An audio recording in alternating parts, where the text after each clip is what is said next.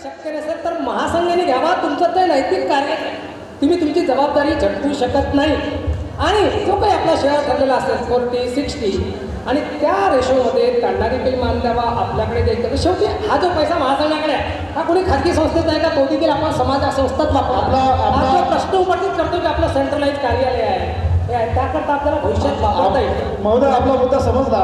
आपण महत्त्वाचा मुद्दा मांडला की महासंघाची आर्थिक स्थिती ही संस्थांच्या मेळाव्यातील उरलेल्या रकमेच्या अनुषंगानेच आहे, इथं स्त्रोत नाहीत आहे. या संदर्भात पुन्हा या ठिकाणी उपस्थित माजी अध्यक्षा ज्योतिताई राखोंडे यांचं मत जाणून घेण्याची आमची इच्छा आहे. महासंघ, स्थानिक संस्था आणि त्यांच्यातील आर्थिक नियोजन या विषयावर एक बोला. या विषयावर आपण पण आपलं मत व्यक्त करावं. महासंघ, स्थानिक संस्था आणि त्याच्यातील आर्थिक नियोजन हा आजचा आपला विषय आहे. आपल्या समाजाची रचना जी आहे, महासंघ आणि संलग्नित समाज संस्था असं संघटन आहे. म्हणजे आपण एकमेकांना घेऊन चालायचं आहे. जरी स्थानिक संस्था स्वतंत्र असल्या, आर्थिकदृष्ट्या आणि सगळ्याच कार्यक्रम घेण्याच्या दृष्टीने स्वतंत्र जरी असल्या तरी त्या महासंघाशी संलग्न आहे.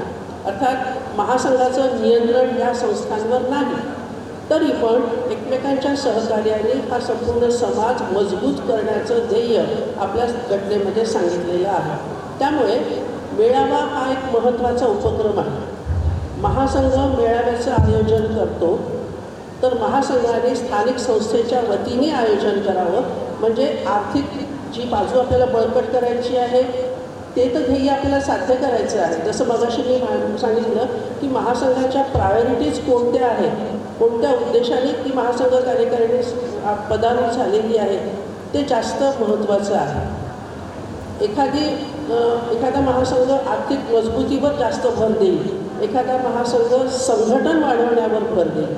मग अशा वेळेला आर्थिक मजबूती थोडी कमी आली तरी चालेल असं त्या महासंघाला वाटतं. म्हणून स्थानिक संस्थांना जर आपण मेळावे दिले किंवा आपल्या कार्यक्रमामध्ये सहभागी करून घेतलं तर दोघांच्या सहकार्याने हे कार्यक्रम घेतले जावेत आणि दोघांच्या सहमतीने जे उरलेले रक्कम आहे त्याचं नियोजन केलं जावं. बरोबर आहे. आता हे जे नियोजन आहे किंवा जे वाटप आहे ते त्या वेळेला ठरलं पाहिजे असं मला वाटतं. बरोबर आहे. म्हणजे मूळ मुद्दा असा आहे की संस्थांना पहिल्यांदा मेळावा देण्याचा प्रयत्न केला पाहिजे. पण मागच्या काही वर्षांमध्ये संस्थांना पत्रव्यवहार करून किंवा त्यांना सांगूनसुद्धा बऱ्याच संस्था मेळावा घेण्याची हिंमत करत नाहीत. आम्ही हिंमत देऊन आपण त्यांना ते करायला लावतो, परंतु ते जबरदस्तीने केलं कसं होतं. म्हणूनच महासंघावर स्वतःला महासंघात मेळावे आयोजित करण्याची वेळ येत आहे. हे या सर्व गोष्टीतून मार्ग निघण्यासाठी जसं आर्थिक नियोजनाची आवश्यकता आहे. आता 2 वक्ते इथे पुन्हा इथे आपल्याजवळ बाकी आहे. जो मुद्दा सुरू आहे त्याच मुद्द्यावर श्री प्रमोदजी मानुसमाने माजी महासचिव हे आपलं मत थोडक्यात व्यक्त करतील आणि पुढे गोंगे सर आहेत.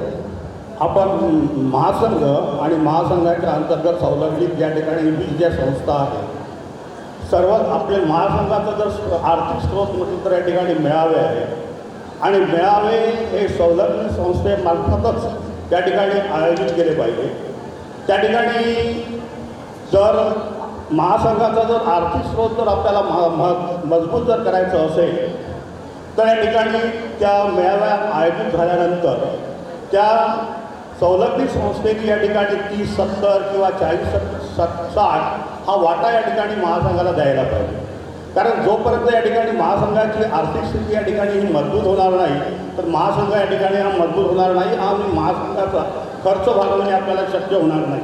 आणि त्याकरिता या ठिकाणी त्या संस्थेने मेळाव्या, परंतु अपवादाच्या स्थितीमध्ये असं येतं की आपण काही जसं मागचं उदाहरण घेतलं की आपण संलग्नित संस्थेला या ठिकाणी पत्र दिलं, परंतु कोणतीच संलग्नित संस्था या ठिकाणी मेळावा घेण्यात तयार नव्हती आणि तो मेळावा या ठिकाणी महासंघाला एक आयोजन समिती स्थापन करून या ठिकाणी घ्यावा लागतो.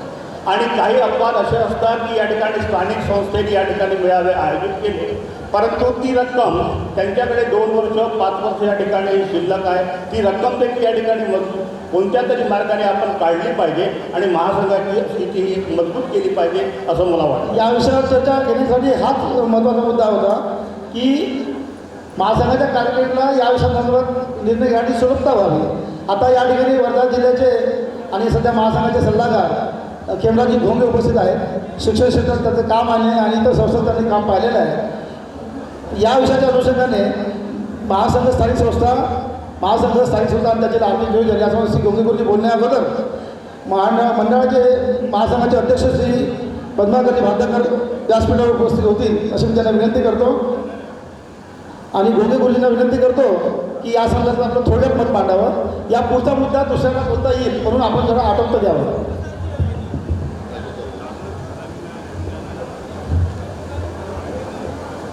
महासंघ आणि स्थानिक संस्था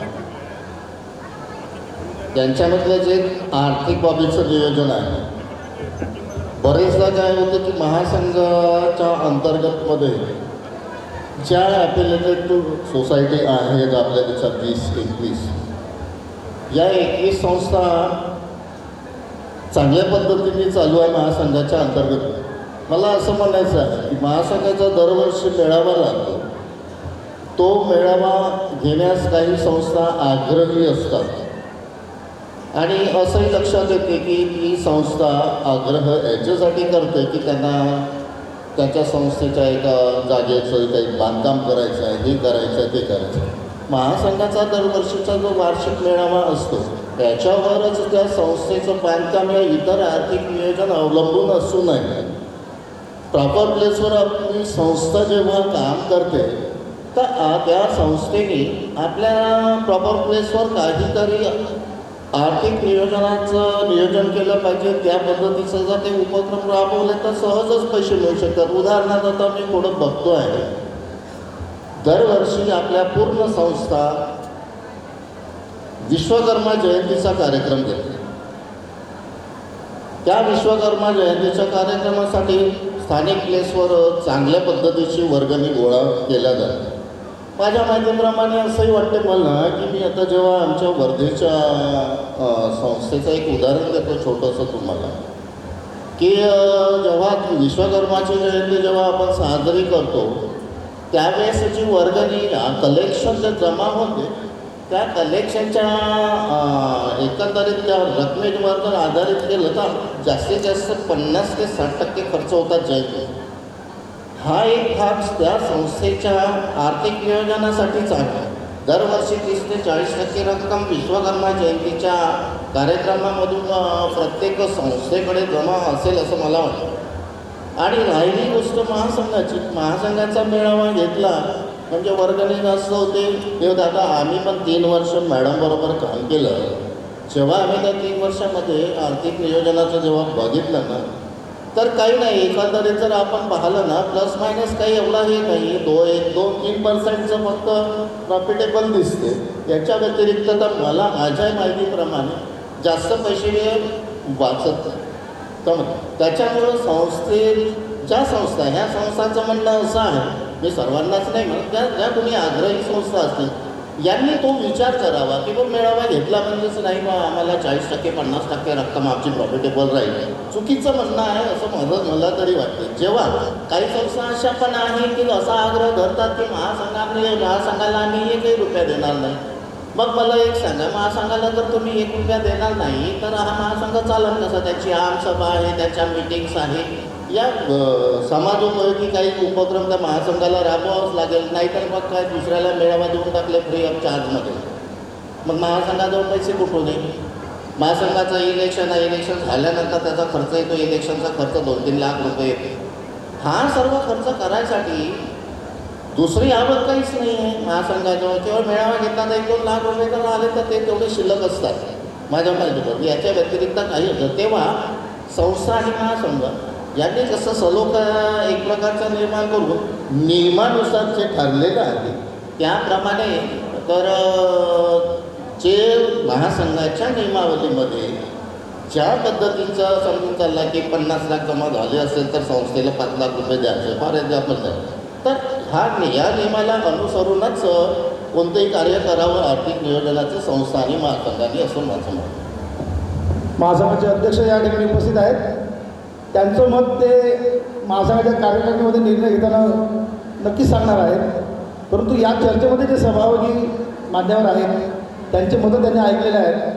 तर आपण स्वतः अध्यक्षसुद्धा आपलं या संदर्भात मत व्यक्त करतील. यापूर्वी आत्ता गोंगे सरांनी जे मत व्यक्त केलं तर किती निधी जमा झाला यापेक्षा जमा झालेल्या निधीतून स्थानिक संस्थांनी किंवा महासंघाच्या तर्फे आयोजन असेल त्यांनी संस्थेने जो खर्च केला त्या तो उरलेल्या रकमेच्या पर्सेंटेजप्रमाणे असा कोणता नियम ठरलेला आहे.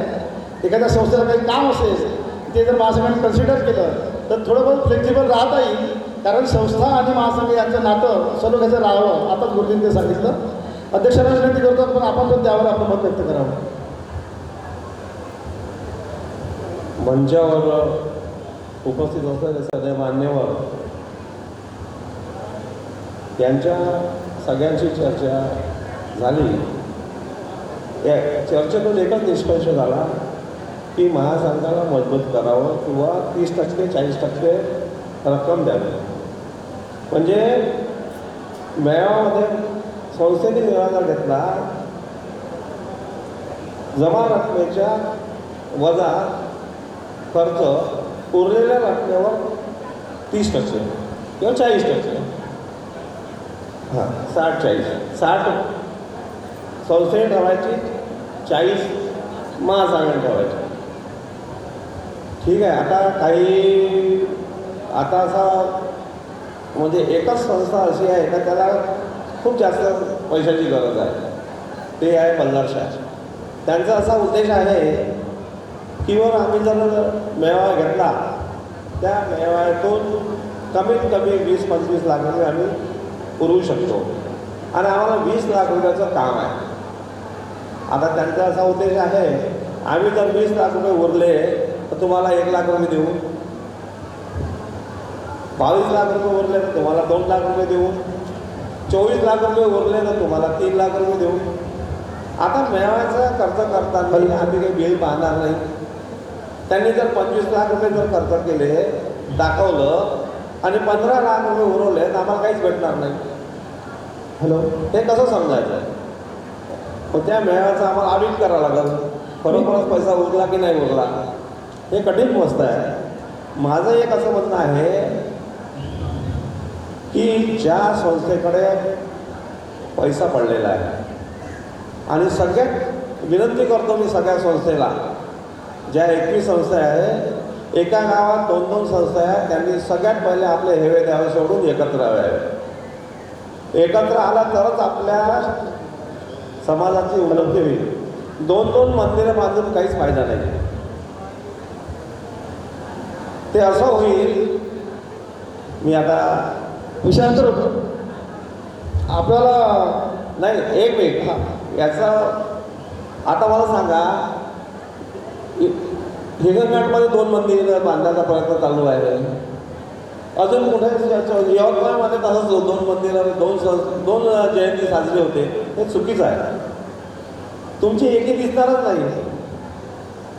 आणि याच्यातून मला असं वाटतंय की आपण मंदिरच बांधत बसलो काय अर्थ नाही. मंदिरात पूजाही करत नाही लोक. जयंतीलाच तिथं हजर राहते, बाकी दिवशी तिथं दिवा लावायला कोणी नसते.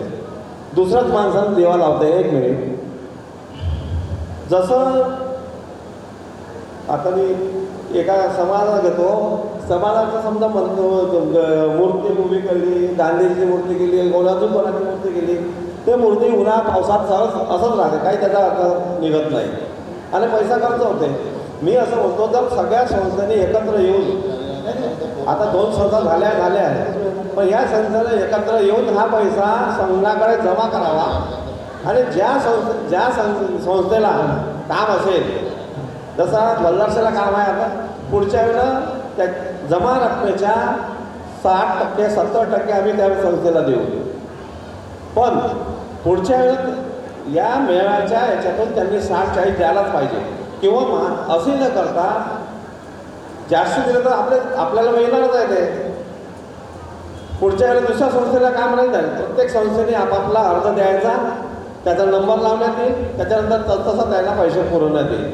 पण हा पैसा महासंघाचा द्यावा आणि त्याच्यातून त्या महासंघात जमा केलेल्या पैशातून संस्थेला किती द्यायचा, एज्युकेशनसाठी किती खर्च करायचा आहे आणि आरोग्यासाठी किती खर्च करायचे हे 20% आरोग्य ठेवा, 20% एज्युकेशनसाठी ठेवा. 60% रक्कम त्या संस्थेला द्या असं नियोजन करा, जेणेकरून. आणि सगळ्यात विनंती अशी आहे माझी, का सगळ्या संस्थेला पहिल्यांदा एकत्र यावं. आपल्या आता एक संस्था आहे की तिथे 10 लाख रुपये जमा होते, मग मी सांगितल्याप्रमाणे 10 लाख रुपये जमा होते. 10 लाखापैकी ती बँक डुबली. ती बँक डुबली, 5 लाख रुपये गेले तिचे. 5 लाख रुपये त्यांना मिळाले. त्या 5 लाखासाठी परत झगडा चालू आहे कोर्ट. मग हे असे 10 लाख 5-5 लाख रुपये जर आपण अगाऊ डुबीत जाते, तर त्यावेळेस जर 5 लाख रुपये दिले असते त्याचे कितीतरी पैसे झाले असते.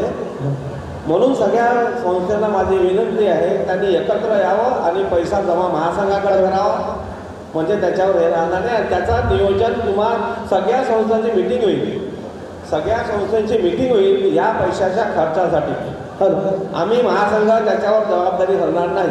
महासंघावरचे अंतर्गत ही बॉडी राहिली संस्थेची, आणि संस्थेचे विशेष महासंघाची मिटिंग होऊन त्याच्या ठरवलं जाईल तेव्हा कोणाला पैसे द्यायचे, कोणाला नाही द्यायचे, कोणाला किती द्यायचे, कोणाला किती नाही द्यायचे. आणि राहिला प्रश्न महासंघाचा आर्थिक मजबूत करायचा, तर पैसे देणार. आता लोक म्हणतात पैसे देणार नाही, तर महासंघाला दुसरं काही करावं लागेल. त्यावेळेस सुद्धा आपण नाही, आता पैसे मी मला बोलल्याप्रमाणे मेळाव्यामध्ये आपण 10-20 हजार रुपये खर्च करतो देतो, तर महासंघाला सुद्धा पैसे द्यावं, किंवा महासंघात ते पैसे फिक्स डिपॉझिट राहील, ते महासंघ खर्च करणार आहे कुठल्या याच्यासाठी. तर महासंघासाठी प्रत्येक जो कोणी पैसे देईल त्याला त्या मीटिंगमध्ये बोलवण्यात येईल. की त्याचा पैसा आहे, तो माझा पैसा कुठं खर्च होतो. माझं एक अशी कल्पना आहे की आपल्या समाज मी मगा बोलल्याप्रमाणे, भाषणामध्ये बोलल्याप्रमाणे बरेचसे काही सदन लोक आहेत, त्यांनी जर 5-10 हजार रुपये दिले तर आपल्या महासंघाची स्थिती सदृढ होईल. हॅलो, शेवटचा मी हस्तक्षेप करतो. या विषयांचं होत आहे ते हस्तक्षेप करतो. एक मिनिट त्यातलंच आहे, एक बोलायचं 1 मिनिट. विषयांतर होत आहे. आता मूळ मुद्दा आहे, त्यामध्ये शेवटची फेरी आहे, प्रत्येकाला 2-2 मिनटं मिळणार आहे. या किशोरजी शास्त्रकार अकोला यांनी मला बोलताना आपला मुद्दा बरोबर वेळेच्या आत संपवला, परंतु आता त्यांना पुन्हा विनंती आहे की महासंघ, मेळावा आणि संस्था याच्या पैशाच्या नियोजनाचा मूळ मुद्दा आहे. महासंघाकडे आर्थिक स्रोत काही नाही, संस्थेला सुद्धा मजबूतीकरण त्यांना व्हायचं आवश्यक आहे. महासंघाला मेळावा सोडून इतरही कार्यक्रम घ्यावे लागतील, तसं नाही केलं तर लोकांची टीका सहन करत होते. म्हणून किशोरजी शास्त्रकारांना विनंती आहे, आपण या मुद्द्यावर आणि वाटपाच्या पर्सेंटेजवर खर्च वजा जाता उरलेल्या रकमेवर फक्त या एवढ्याच विषयावर आपण आपलं मत व्यक्त करावं. किशोर शास्त्रकार. महासंघाच्या बाबतीत पैसे करणं, गोळा करणं साधी गोष्ट नाही, पहिली गोष्ट. आणि मेळावा घेणं त्यापेक्षाही कठीण असतं. हे सगळं करताना पैसे गोळा करणं आणि किती % आतापासून राशी ठरवणं हे सुद्धा योग्य नाही वाटत मला. दुसरी गोष्ट की ज्याही डिस्ट्रिक्टमध्ये प्रत्येक ठिकाणी, जसं माझ्या जिल्ह्यामध्ये एक संस्था आहे, मी उभारलेली आहे, आम्ही गठबंधन केलेलं आहे. उद्या समाजाची त्याला गरज भासणार आहे, कारण खूप कमी, एक माझ्या डिस्ट्रिक्टचं मी सांगतो, माझ्या जिल्ह्यामध्ये आम्ही संस्था स्थापन केलेली आहे. माननीय महोदयांनी त्याला मान्यता दिली आहे आणि ती संस्था महासंघाची संलग्न आहे. सर्वसाधारण परंतु नाही विषयांतर नाही करत मी. पण जर मला तुम्ही म्हणाल की 5-10 घरं एखादी संस्था उभारू शकते काय, तर तेव्हा तुमची गरज मला लागेल, ही तर मान्य करावं लागेल. पण निधी गोळा करणं खूप कठीण काम आहे. माझं म्हणणं आहे, अडून बसण्यापेक्षा एक मधला मार्ग, अडून बसण्यापेक्षा तुम्हाला मेळावा घ्यावा आणि शिल्लक पैशामधून जो काय मिळेल त्याचं जे प्रमाण आपल्या उपयोगीमध्ये जे काय ठरलेलं असेल त्याप्रमाणे फॉलो करावं, असं बरोबर आहे. नरेंद्रजी वंकर, आपण महासंघात काम केलेलं आहे, संस्थांचं आपण काम पाहिलेलं आहे. शेवटची आपली कॉमेंट आहे, शेवटची म्हणजे शेवटचा फेरी आहे, सर्वांना बोलायचं आहे. आपण महासंघ सबलीकरण व्हायला पाहिजे, संस्थाही सशक्त व्हायला पाहिजे. मग स्रोत कोणताच उपलब्ध नाही आहे. आपण म्हटल्याप्रमाणे राज्य आणि केंद्र सरकार याच्यामधलं काही ना काही जो विषय आहे त्या विषय आपल्यासाठी पण लागू होतो. पुन्हा आपण या संदर्भात आपला विचार थोडक्यात आणि मार्गदर्शक मूलतः मुद्देसूद लोकांना मार्गदर्शन मिळेल या पद्धतीने आपलं मत व्यक्त करावं. आता शास्त्रकर साहेब बोलले की मेळावा घेणं कठीण तर असतंच ना सर. नोकरी करा, धंदा करा, कुठलाही तुम्ही छोटा मोठा धंदा परिश्रम करावे लागणारच. विदाऊट परिश्रमने तुम्हाला कुठलीही गोष्ट मिळणार का? त्यामुळे हा मुद्दाच येत नाही. प्रश्न आहे महासंघाचे 31चे कार्यकारिणी सल्लागार आहे, तुम्ही निर्णय घेण्यास सक्षम नाही का? तुम्ही खंबीर निर्णय घ्यायला पाहिजे, आपले निर्णय सांगायला पाहिजे. कोणी काही अर्ज देते म्हणून तुम्ही म्हणता फ्लेक्सिबल निर्णय ठेवा, वेळोवेळी ठरवू, असं होणार आहे का? उद्या मी नागपूरचा अध्यक्ष झाले म्हणून नागपूरच्या संस्थेला फेवर करायचं नाही, तुम्ही 80% घ्या. उद्या चंद्रपूरचे झाले तर ते म्हणते नाही तुम्ही 80%, असं होईल का? पॉलिसी फिक्स पाहिजे असतात. पार्शियलिटी कोणाबद्दल करण्यात येऊ नये. महासंघाकडे जे काही तरतूद आहे, शेवटी आपलाच महासंघ आहे, आपल्यालाच त्याला केंद्रात सशक्त बनवायचे आहे. त्यांच्याकरता आपल्याला आणखी जे काही सेटल आपल्याला प्रॉपर्टी जमवायचं आहे त्याकरता तुम्हाला धन लागणार आहे. तेव्हा तुम्ही या समाज संस्थेला मागणार आहे का साहेब आम्हाला द्या 50,000 म्हणून? आत्ताच अध्यक्ष बोलले, अगदी बरोबर. तर महासंघाने याच्याबद्दल फ्लेक्सिबल पॉलिसी वापरूच नाही की नाही मग ठरवेल तर 80 देऊ, यांना 70 देऊ, यांना 60 देऊ. एकदम फिक्स पॉलिसी. सगळे आम्हाला आमचे मुलं सारखे आहे, मग ते गडचिरोली असो की अकोला असो.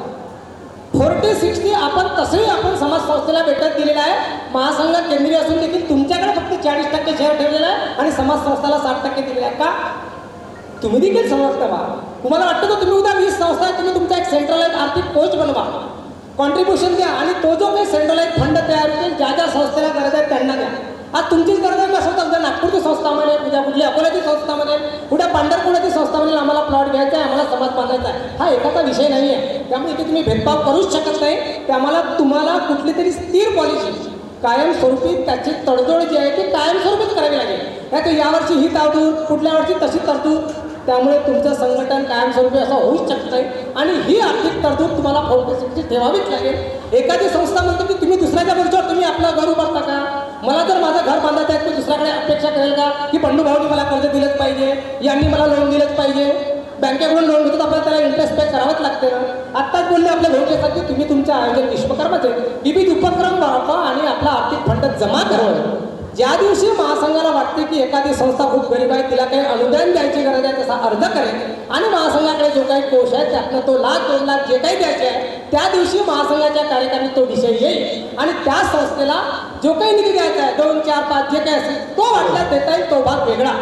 परंतु तुम्ही आताच म्हणाल की ती संस्था म्हणते नाही मी करेन, त्याची जबाबदारी कोण घेईल? उद्या त्यांचे सरकारचे नियम आहेत, इन्कम टॅक्स आहे, खर्च आहे, याची जबाबदारी कोण घेईल? जसं आत्ताच बोलले बंडूभाऊ की हिंगणघाटला 2, उद्या एक संस्था म्हणजे मला द्या, तो म्हणजे मला एवढं द्या, दुसरी संस्था म्हणजे मला द्या. तारतम्य जुळू शकत नाही. त्यामुळे यांचं नियोजन, यांचं प्लॅनिंग हे केंद्रीय संस्था केलं पाहिजे. तरतूद 40-60 असलीच पाहिजे. कोणी किती म्हणावं काही बी सांगतात ते आपल्या स्वार्था करतात, ते करणं म्हणजे महासंघाचं अधिपतन करणं होईल. आणि म्हणून या गंभीर बाबी महासंघाने एकसूत्री राबवाव्या आणि नियोजनात फ्लेक्झिबिलिटी नको, कायमस्वरूपी तरतूद ठेवावी. बरोबर. आपले अनुभवाचे बोल आमचे नक्की मार्गदर्शक ठरतील. श्री भवनची माणूसमारे आपली थोडक्यात मतं यासाठी शेवटची मांडावी. वेळ 15 मिनिटाचा राहिलेला आहे. इथे इतर लोकांना बोलायचं आहे. आपण महासंघाअंतर्गत ज्या स्थानिक ज्या 20 सवलती संस्था आहे हे मेळावे आयोजित करतात. महासंघाला या ठिकाणी आर्थिक स्रोत हा स्थानिक संस्थेमार्फत या ठिकाणी आपल्याला जो 40% तो निधी आहे जे प्रमाण आहे त्या प्रमाणातच मिळाला पाहिजे. एखादी संस्था म्हणते की 15 लाख झाले तर 1 लाख देईल, हे नाही. याच्यामध्ये कुठल्याही प्रकारचे या ठिकाणी हे नको. तर प्रत्येक संस्थेने जर या ठिकाणी मेळावा आयोजित करतो तर त्या ठिकाणी आपल्या महासंघाला मेळावा व्यतिरिक्त इतर कार्यक्रम देखील आयोजित करता येतात. प्रत्येक संस्था ही सांगेल की मला हे कारण आहे, मला हे दुसरं कारण आहे, तर मला या ठिकाणी नको. तर प्रत्येक संस्थेसाठी 40-60 हेच प्रमाण असायला हवं आणि त्या ठिकाणी कोणत्याही ठिकाणी आपल्याला या प्रमाणातच आपल्याला कार्यवाही केली पाहिजे. बरोबर आहे. महासंघ हा संस्थेने निवडून दिलेल्या सदस्यांमधून निर्माण होतो. जसं तुम्ही मतदान करता त्याप्रमाणे आपलं कर्तव्य भाग पडतात. तर जबाबदारी पण आपलीच आहे की महासंघ सशक्त व्हावा. याच विषयावर पुढे माजी अध्यक्ष ज्योतिताई यांनी आपलं मत व्यक्त करावं. आणि आता आपण समारोपाकडे जात आहोत हे पण लक्षात ठेवा. महासंघ मेळावा, महासंघाचा मेळावा आणि स्थानिक संस्थांचा मेळावा. स्थानिक संस्था आपण पाहिलं मेळावा घ्यायला तयार होत नाही आणि एखादी संस्था त्यांचं बांधकामाचं कारण दाखवून जर आपल्याला मेळावा घेण्याची तयारी दाखवत असेल तर महासंघाने त्यांना मदत करणं हे आपलं कर्तव्य ठरतं. अशा वेळेला 60-40चा जो रेशिओ आहे तो फ्लेक्झिबल करायला काहीही हरकत नाही. हा जो निर्णय महासंघाचा राहील तो नेहमीसाठी राहील असं नाही, पण परिस्थिती पाहूनही आपल्याला बदलता आलं पाहिजे. शेवटी एकमेकांना घेऊन चालायचं आहे, त्यांचं पण बांधकाम झालं पाहिजे, महासंघाचं पण कार्य झालं पाहिजे, अशी दुहेरी भूमिका आपल्याला ठेवायला काहीही हरकत नाही. एकमेकांच्या सहकार्याने, एकमेकांना सहाय्य करून अवघे धरू सुपंथ या न्यायाने आपल्याला त्यांच्याशी वागावं लागेल. आणि या संस्था महासंघाशी संलग्न आहे, त्यामुळे त्यांना मदत करणं हे आपलं कार्य आहे असं मला या ठिकाणी वाटतं. चर्चेचा विषय फार कठीण विषय होता. उपस्थित मार्गदर्शन करणाऱ्या सर्व मान्यवरांमध्ये मतप्रवाह दोन असू शकतात आहेच, परंतु महासंघाचे काही नियम आहेत, त्या नियमाला अधीन राहून संस्थांनी पण वागावं. महासंघ आपण मतं देण्याचा तयार झाला असं समजून महासंघाला कुठल्या तरी पद्धतीनं ब्लॅकमेल करत असं प्रयत्न करावा हे पण योग्य नाही. परंतु महासंघाने पण एक पाऊल पुढे मागे चालून संस्थांना मदत व्हावी करावी असं या चर्चेतून विषय दिसतो आहे. परंतु सद्यस्थितीमध्ये सध्या व्हॉट्सअपवर चालत असलेल्या आणि विनंती केलेल्या संस्थेने जी आपल्याला विनंती केलेली आहे, या संदर्भात सध्याची कार्यकारिणी देशाच्या अध्यक्षतेच्या खाली निर्णय घेईलच, परंतु ही चर्चा त्यांना मार्गदर्शक ठरावी म्हणून हा विषय होता. संस्थेला दूर टाकून द्यायचं, एकटं पाडायचं असा महासंघाचा बिलकुल विषय नाही. काही गोष्टी फ्लेक्झिबल करता येतील, विषय परत आणि परिस्थिती पाहून करता येतील, पण तर त्या काळासाठी असेल हे बरोबर आहे. परंतु याचा अर्थ संस्थांनी पण थोडं एक पाऊल मागे सरकावं. मी चर्चा आयोजक म्हणून एवढ्या अधिकाऱ्यांना नक्की सांगू शकतो की संस्थेने पण एक पाऊल मागे सरकावं आणि महासंघाने पण काही कुठला कमीपणा वाटू न देता एक पाऊल मागे पुढे सरकून आपल्याला समन्वय, आपल्याला जो आपला जर दोघांमधला जे विषय आहे तो आणि जे नातं आहे ते अजून घट्ट ठेवावं, त्याला विखुरलं जाणार याची काळजी घ्यावी असं मला वाटतं. मान्यवरांना अधिक बोलायचं आहे मला माहिती आहे, परंतु कार्यक्रमाचं पुढचं नियोजन करणारे इथे वाट पाहत आहेत, त्यामुळे सविस्तर चर्चा करणं शक्य नाही. आपण सर्व मान्यवरांनी या ठिकाणी उपस्थित दर्शवली, आपलं मत व्यक्त केलं. महासंघाला मार्गदर्शन होईल असे आमचे मतं आम्ही नक्की विचारात घेऊ, परंतु दोन्ही बाजू सांभाळून न्यायच्या असल्यामुळं आम्ही त्यातला चांगला तोडगा काढू.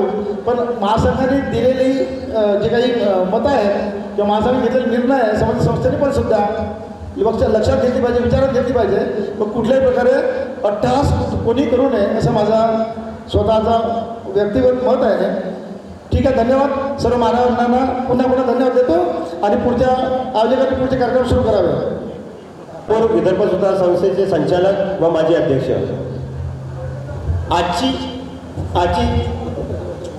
आजची चर्चासत्र ही मेळावा निधी 40-60 या विषयावर होती. पण मी समोर बसून मगापासून ऐकून राहिलो, हा विषय 40-60चा नसून फक्त एका संस्थेला निधी द्यायचा की नाही असं मला दिसून आलं. बरोबर, सर्वांचं म्हणणं होतं की बल्लारशाचाच विषय तेव्हापासून येऊन राहिला. बल्लारशाचाच विषय येऊन राहिला की बल्लारशावाल्यांनी त्यांना निधीची आवश्यकता आहे, त्यांना निधीची आवश्यकता आम्हाला मिळावा द्या. विषय चर्चासत्र होतं 40-60चा द्यायचा का, हा एका संस्थेसाठी नसून हा सर्व संस्थेसाठी लागू असेल. दुसरा विषय असा की महासंघामध्ये की महासंघाकडे दुसरा कुठलेही सोर्स नाही, महासंघ चालवासाठी दुसरं कुठलं संस्था नाही.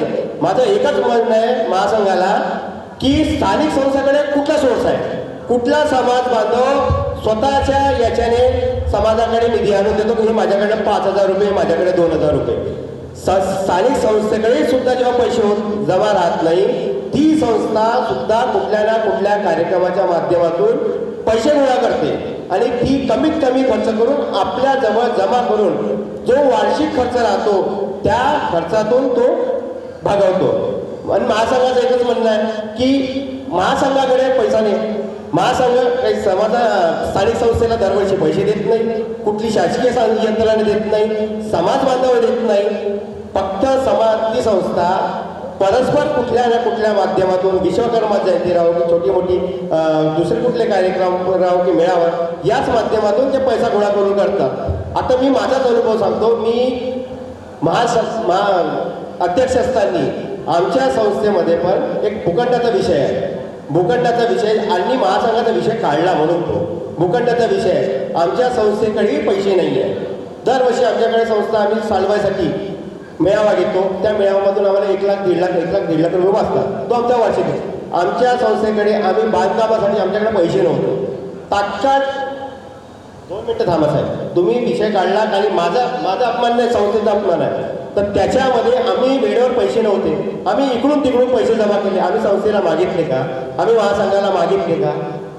तर तुम्ही कसं म्हणता की मग समाजाकडे वारंवार तेच सांगता की समाजाकडे फक्त महासंघाकडे साधन नाही आहे. तर मला एकच म्हणणं आहे की महासंघाकडे जरी साधन नाही आहे तर बाकी ज्या लोकल संस्था आहेत त्यांच्याकडे कुठलं साधन आहे? कोण पैसे आणून देतात त्यांना? कोण पैसे पुरवतात? त्याचं मला उत्तर द्यावं सरकारने. ठीक आहे. सर्व मान्यवरांना विनंती आहे की आपण समाजाला सर्वात धन्यवाद. आता वेळ संपलेला आहे. पुढचे आयोजक लोकांना पुढचा कार्यक्रम आहे. ठीक आहे, धन्यवाद. आपले विचार इथं मुलाचे आहे, निर्णय योग्य होतील. धन्यवाद. नाही, माझं एकच बोलू नका. तुमच्याकडे साधन नाही आहे, तुमच्याकडे कुठलंच नाही, तर संस्थे मेळावा घेता तर तुम्ही 40-60 मागता, ठीक आहे, मान्य आहे, देतो, द्यायलाच पाहिजे. पण बाकी संस्थेकडे जर पैसे नाही आहे मग त्यांनी कसं करायचं? त्याच्याकडे कसं महासंघाची द्यायचं काय त्यांना? या विषय आपला समजलेला आहे. आता या विषयावर अधिक चर्चा करायला भरपूर वेळ लागेल. सर्व मान्यवरांना धन्यवाद. मान्यवरांकडे सर्व धन्यवाद. आपण आसन व्हावा. पुढच्या कामामध्ये स्टेज खाली करून द्यावा.